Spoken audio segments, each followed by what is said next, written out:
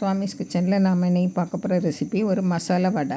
அதாவது பலாப்பழத்தை நம்ம சாப்பிட்டுட்டு கொட்டையை தூக்கி தூர போடாமல் அதிலேயே மசாலா வடை செய்திருக்கேன். ரொம்ப ரொம்ப கிறிஸ்பியாக ரொம்ப டேஸ்ட்டாக வாசனையாக இருக்கும். இதை எப்படி செய்தலான்னு பார்த்துருவோம்.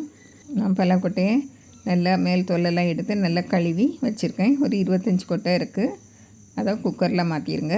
குக்கரில் ஒரு கப்பு தண்ணியும் விட்டு ஒரு 1/4 டீஸ்பூன் உப்பு போட்டு குக்கரை மூடி ஒரு 4 விசில் வரட்டு நல்லா வேகணும். தண்ணியும் கொஞ்சம் மேலே நிற்கும் வரையாட்டு வைங்க. அப்படின்னா தான் நல்லா வெந்து வரும். இப்போ 4 விசில் வந்த பிறகு நம்ம ஆவியெல்லாம் போன பிறகு திறந்து பாருங்கள், நல்லா வெந்திருக்கும்.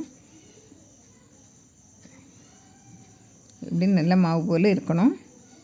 இப்போ தண்ணி வடிகட்டிட்டு ஒரு பிளேட்டில் மாற்றிடுங்க. நல்லா ஆறட்டு.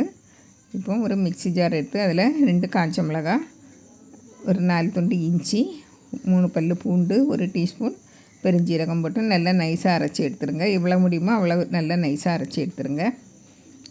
இப்போது இதில் நம்ம வேக வச்ச பலாக்கொட்டைகளை போட்டு தண்ணி வடிகட்டிடுங்க. தண்ணி விட்டு அரைக்க வேண்டாம். இப்போ அதை குறவரப்பாக தான் அரைச்சி எடுக்கணும். ரொம்ப நைஸாக அரைச்சிடாதுங்க. ரொம்ப சாஃப்டாகிடும் வடை, கிறிஸ்பியாக வராது. இப்போ இதில் 2 டேபிள் ஸ்பூன் கடலை மாவு, கொஞ்சமாக ஒரு 1/4 டீஸ்பூன் கொஞ்சம் குறைவா உப்பு, மஞ்சள் தூள், 2 பச்சை மிளகாய், பெரிய வெங்காயம் 1 பொடியாக நறுக்குனது, கருவேப்பிலை, கொத்தமல்லி கீரை. இப்போ நம்ம கடலை மாவு போட்டது நல்லா பைண்டிங்காக உண்டு. அதுதான் அது உதிராமல் இருக்கும். இல்லைன்னா நம்ம எண்ணெயில் போட்ட உடனே வெறும் பலாக்கொட்டையை போட்டிருந்தீங்கன்னா உதிர்ந்து வந்துடும். அதனால் நம்ம கடலை மாவு இல்லை அப்படின்னாக்கா அரிசி மாவு போட்டுக்கலாம். இப்போது நல்லா பிசைஞ்சு விட்டுக்கிட்டு கையில் வச்சு இப்படி வடையாக தட்டிடுங்க. பாருங்க, இப்படி ரொம்ப தின்னமாக இல்லாமல் ரொம்பவும் தின்னாக இல்லாமல் மீடியம் சைஸில் வைங்க. அப்படின்னா தான் நல்லா உள்ளேயும் நல்லா கிறிஸ்பியாக இருக்கும். பாருங்கள், இப்படி நம்ம எல்லாம் வடையும் தட்டி எடுத்து வச்சிடலாம்.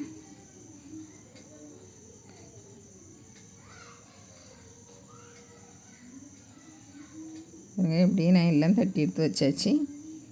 இப்போ அடுப்பில் எண்ணெய் காய்ச்சிட்டு இருக்குது, நல்லா சூடாக இருக்குது. பாருங்கள், இப்படி போட்ட உடனே மேலே வந்துடணும். இதுதான் நல்ல பக்குவமான சூடில் இருக்குது. பாருங்கள், இப்போ நம்ம வடையை போட்டுருவோம். விட்டுட்டு ஒரு நிமிஷம் நல்லா மீடியம் ஃப்ளேமில் மாற்றிட்டு நல்லா வேக வச்சு எடுங்க. கொஞ்சம் வந்த உடனே திருப்பி போடுங்க. உடனே திருப்பிடாதுங்க, உதிர்ந்துடும். மேலே நல்லா கிறிஸ்பியாக நல்லா சாஃப்டாக இருக்கும். நம்ம வாயில் வச்சு கடித்த உடனே இந்த வடை நல்ல மாவு போல் கிறிஸ்பியாக இருக்கும். சுட சுட சாப்பிடு ரொம்ப டேஸ்ட்டாக இருக்கும். ஆறின பிறகு நல்லா தான் இருக்கும், ஆனால் கொஞ்சம் சாஃப்டாயிரும். பாருங்கள், திருப்பி விட்டு நல்லா பொன்னிறமாக வந்த உடனே எடுத்துடலாம். பாருங்கள் எப்படி இருக்குன்னு பாருங்கள். நம்ம மசாலா வடை போலவே இருக்குல்ல, இதை எடுத்துருங்க. எண்ணெய் அதிகமாக பிடிக்காது.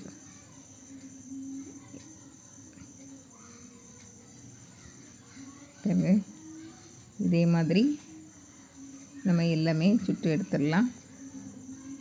டீ காஃபி கூட சாப்பிட்றதுக்கு ரொம்ப அருமையான வடை இது. பாருங்கள், மேலே நல்லா கிறிஸ்பியாக இருக்கும், உள்ள நல்லா சாஃப்டாக நல்லா டேஸ்டியாக நல்ல வாசனையாக இருக்கும். பாருங்கள், இதே மாதிரி நீங்களும் செய்து பாருங்கள். பிடிச்சிருந்தால் லைக் பண்ணுங்கள், ஷேர் பண்ணுங்கள், கமெண்ட்ஸ் பண்ணுங்கள், மறக்காமல் சப்ஸ்கிரைப் பண்ணுங்கள். தேங்க்யூ.